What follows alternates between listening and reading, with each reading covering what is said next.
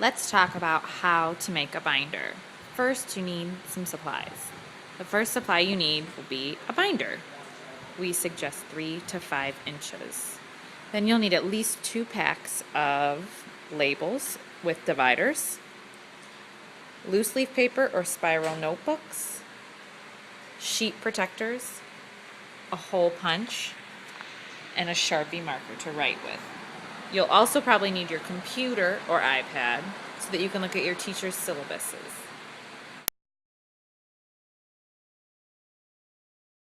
The first step is to label your tabs using your teacher's paper syllabus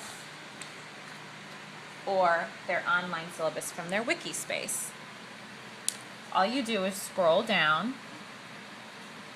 to their daily supplies. And as you can see, Ms. Kemp requires a binder with notes, handouts, graded work, tests and quizzes, and science fair.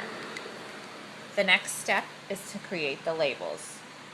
Notes, handouts, graded work, you can't abbreviate, tests and quizzes, and science fair. After you do that, you create your tabs. I did this already. So here are the tabs. You open up your binder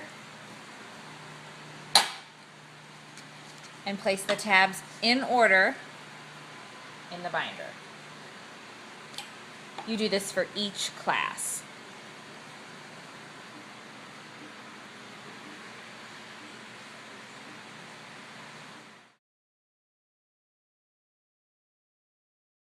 Alright, so now after you've made your binder with all your tabs, you need to organize your binder. And this is the hardest step. Before we even start, I want to suggest that you get plastic dividers, because that way they won't rip and you won't have to replace them later in the year. One of the first things that you're going to put in your binder is your teacher's paper syllabus. Every teacher will provide a paper copy of this, or you'll be able to print it out from their wiki space. You're going to want that in your binder for each section, and it's going to go under your handout section. So I flip through, it's not notes, but it's handouts. And I go into handouts. Now, if you don't have a hole puncher at home to hole punch this, a suggestion is to get these sheet protectors. Sheet protectors help protect papers that you're going to use a lot in class, and the syllabus is going to be something like that. So you put the syllabus, all of the pages, into the sheet protector and put it in the handouts section, because it isn't being graded, but you need it as a handout in class. The next thing that you're going to want to do is put some loose leaf paper in the notes section. You can either just use regular loose leaf paper, or if you want to use a spiral for each subject, you can. I don't suggest using a spiral for each subject, as this gets a little bulky within your binder. So just put some loose leaf paper in here. For math, you're going to probably want to use graph paper. Then you're going to go through, and as the year progresses, anytime you get a piece of work that's graded, you'll move it into this section. You want to keep all your graded work so that you can study for your tests. Then you're going to have a tests and quizzes section. This is for all the quizzes or tests that you might get back from your teacher. And then the last tab is usually a special tab for each teacher. For me, it's history fair. For Miss Kemp, it's science fair. For Mr. Cerruti, he does a miscellaneous tab, and Miss Hay has a tab as well. Your teachers will also have those in their syllabi for you.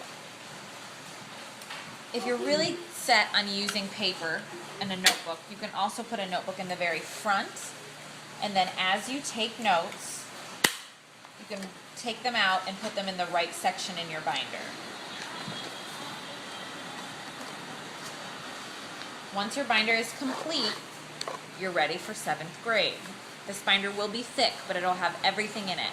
Every class that is a core academic center class must be in this binder. That's English, science, social studies, and math. Another helpful thing is to get a homework folder. This is a folder that you can take home every night with your homework or papers that need to be signed for your parents. And these you can keep separate from your binder so that you don't have to take your big heavy binder home every night if you don't want to. It's just a suggestion.